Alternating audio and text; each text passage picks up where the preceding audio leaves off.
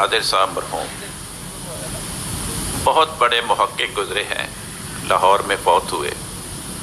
انہوں نے مجھے سنایا، کہنے لگے میں فیصل آباد شہر میں رہتا تھا، میں کبھی مسجد میں نہیں گیا تھا، نماز شماز جمعے ان چیزوں سے میں فارغ تھا.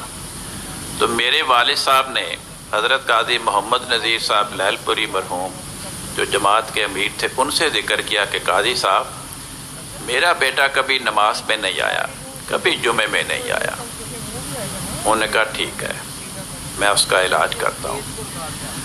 شیخ صاحب بتانے لگے کہ حضرت قاضی صاحب نے میری عمر کے 4-5 ایسے لڑکے انتخاب کیے جو قاضی صاحب کی نگاہ میں بڑے اچھے تھے، بڑے اخلاق والے تھے، نمازی تھے.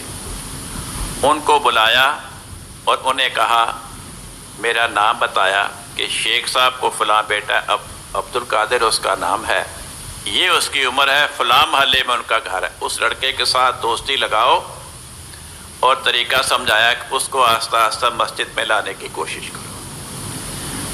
شیخ صاحب کہنے لگے 2-3 دن گزرے، 4-5 احمدی لڑکے جو میرے ہم عمر تھے میرے پاس آئے، کہنے لگے قادر چلو کمپنی باغ کی سیر کے لیے چلتے ہیں. میں نے کہا چلو. گھنٹہ 1.5 گھنٹہ کمپنی باغ کی سیر کی، فیصل آباد میں آ گئے رات کو گھر. اگلے دن کہنے لگے چلو ریلوے اسٹیشن پہ جاتے ہیں، وہاں بڑی رونق ہوتی ہے، گاڑیاں آتی ہیں، مسافر آتے ہیں جاتے ہیں، بڑی رونق، بڑا موج میلہ ہوتا ہے. ہم نے کہا ٹھیک ہے. ریلوے اسٹیشن پہ چلے گئے جناب، پلیٹ فارم ٹکٹ لیے گھومتے رہے، گھنٹہ گاڑیاں آ رہی ہیں جا رہی ہیں، مسافر ادھر جا رہے ہیں، کوئی ادھر جا رہے ہیں، بھاگم ہو رہی ہے، رونق. گھر آ گئے. تیسرے دن کسی اور جگہ چلے گئے. چوتھے دن ابھی کمپنی باغ میں گھوم رہے تھے، ایک لڑکا کہنے لگا یار بات سنو، حضرت قاضی صاحب نا مغرب کی نماز کے بعد مسجد میں روز بڑا تفصیلی درس قرآن دیتے ہیں، اس میں سچائی کے دلائل بھی بیان کرتے ہیں، لوگوں کے اعتراضوں کے جوابات بھی دیتے ہیں، آج وہ نہ سننے چلے. باقی کہنے لگے ہاں چلتے ہیں یار. اب جب وہ تینوں چل پڑے تو مجھے بھی ساتھ چلنا پڑا.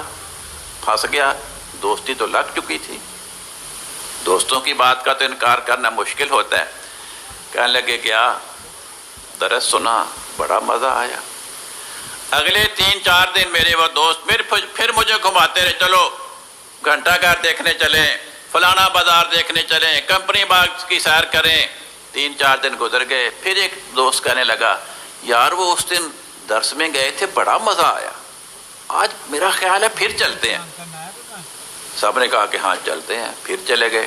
کہتے اس طرح وہ 2-3 مہینے نا مجھے اس طرح 3-4 دن گھماتے پھراتے تھے، سیر کراتے تھے.